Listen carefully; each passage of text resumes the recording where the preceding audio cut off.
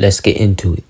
Sleepy Hallow's new album, Boy Meets World, the unofficial review. So hello, we're going to talk about Sleepy Hallow's new album today, Boy Meets World.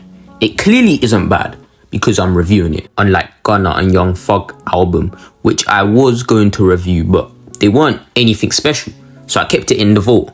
Anyways, let's get on with the video. Truth be told, the album cover was nothing special. Like, I was sort of disappointed by Sleepy Hallow because of the album cover, but it's not even just him.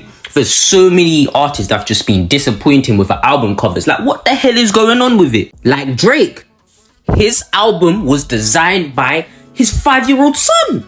Anyways, this video isn't even about Drake, so let's just move aside and get into the video. So welcome back everyone, Maxwell Hubert here, and we're going to deep dive into Sleepy Hallow's latest release, Boy Meets World. But keep notice how I didn't say highly anticipated for if I was talking about Drake, because I heard no hype leading up to this album. First, we're going to talk about the overall vibe of the album, Boy Meets World. Well, the name alone speaks levels. It feels like I'm tuning to a Kendrick or Kanye album. That name right there is just so poetic. It's so deep. Because this is his first album as a proper respected mainstream artist. Yes, he was popping in 2021, but not as big as he is now. And because of that, and how young he is, and now he's going into the world of fame, the name is just too perfect. It's a fusion of drill, trap, and melodic rap, and it's blended together so well that it just provides an amazing listening experience. And I like how the melody and drill complement each other so well, because normally I don't like New York drill because it's too loud and sometimes I'm just trying to chill, and Sleepy does that perfectly. However, we gotta keep in mind, not all his songs are chill songs. Some are hype because he's trying to he's trying to diversify and stuff, and I don't mind that diversity as long as he don't turn into No So Fago, because otherwise I have to take a long hiatus from his music. Now let's talk about the standout tunes. They're just the good tunes that I'm gonna put you on. This album got too many bangers. Like, it has songs that we can't relate to, but we can just vibe to, like Driver Seat Intro and Good Girls Ain't No Fun. And there's songs that we can chill to, like All the Way, ADHD. There are some songs in the album that I just don't like Damn, because it sounds too much like New York drill. And as I said, I'm not a fan of New York drill. If that's your cup of tea, I think you'll like the song. Well, I guess if you're a party type of person and you're like at a party and you hear it, it'll be a nice song to listen to. But I'm an inside type of guy. So you man can keep Damn and Parties far away from me. I'm green. And then there's the lyrical masterpiece, Anxiety. It's not my favorite on the album, but I'm surprised Sleepy is advanced enough to produce a tune like that. However, there were a couple bad songs like OTR Freestyle. That was not my cup of tea. But to be fair, it was a freestyle. But with Motion and Perky Man, there were absolutely no excuses.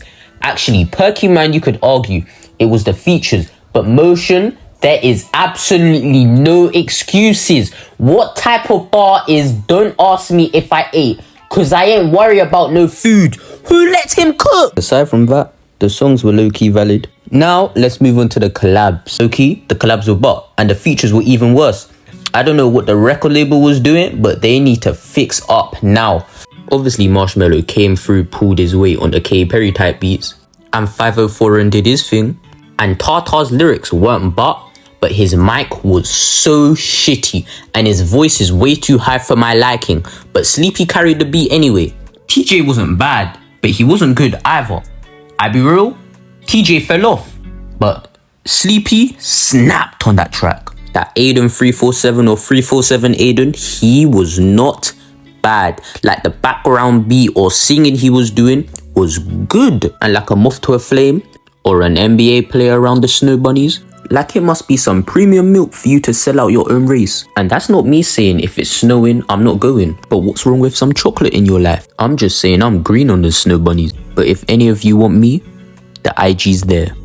Anyways, as I was saying, Sleepy snapped on the track. My only issue is that he's ugly. I almost forgot the final good feature. Dolce, however you pronounce her name. She was straight gas. She deserves a medal. she deserves a standing ovation. That was one of the greatest tunes I've ever heard. About now, you're probably wondering why I said the collabs were bop. Well, it's strictly because of two people. And I know for a fact, you've never heard of these two people before he dropped Perky Man. And you haven't heard of these two people for very good reason. And that good reason is because they are butt. These two people are Mikey Bands and Jay Bezzy. That duo is as devious as Kyle Korver and Rodney Hood in the 2018 playoffs, combining for a -5 plus-minus. And you may think it's an exaggeration, but it's really not. These guys completely ruined the album. This album was a solid 8 out of 10, but because of that song, Perky Man, on the playlist, it reduced to a 6 out of 10. The song makes me want to never be friends with the Perky Man. It's like they got to the end of the album and was like, okay, we need to add another song. Let's just donate a feature and invite a plumber and a bus driver to the studio. You could have summoned anyone else.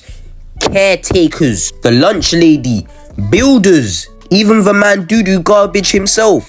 Doodoo Garbage, your time has come. You had such a large pool of picks. I wouldn't even be mad if you picked No GXD and Tay Too Smooth. Anyways, yeah, that's just what ruined the collab for me. But aside from that, the collabs were valid. The producers were good. And I will never ever talk about producers in a song review. But I have a critique about the producers. Back to the Perky Man. Why did the producers let that slide? Like, do they not listen to the song and be like, okay, this shit is butt. Let's not play this. Like I said, that's it for the collabs. But now we gotta like blame the producers now. Like, this is mainly the producers' fault because they are the reason for these nobodies to hop on the track with Sleepy Hollow. Actually, great John, you get a pass because one, it's probably not your fault because Marshmello, you know, we'll get to him later.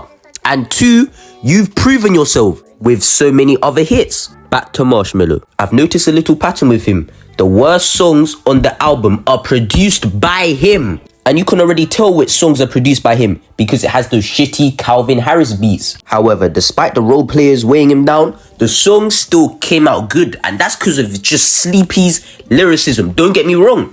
Great John is more time there with them beats. But Sleepy's lyricism also backs it up and just makes the song so elegant. Sleepy was defo in the stew, writing his heart out with this album. Shakespeare who? I know he's looking down from above, taking notes. And the thing is with this album, you need to listen into it multiple times to like gain the impact and the message from it. That's the reason, that's the honest reason why it took so long for me to upload this. Anyways, Boy Meets World is a great album. It's a solid 7 out of 10. I hope there's more to come from Sleepy Hollow and hopefully Chef G is going to be incorporated as well. And I hope they both don't get into any more legal trouble and they stay safe, stay legal, all that stuff, and stay blessed. You guys stay blessed as well. Thank you all for listening. It means so much. Please, if you can, like, comment and subscribe. Again, thank you so much for listening and stay blessed. Yep, I keep it crispy. You know I got a biscuit on me, It could get tricky, it could get risky. You know I got licky on me. Hey, niggas too drippy, niggas too risky. I got my biscuit on me. Niggas too flippy, niggas too switchy. I got my licky on me.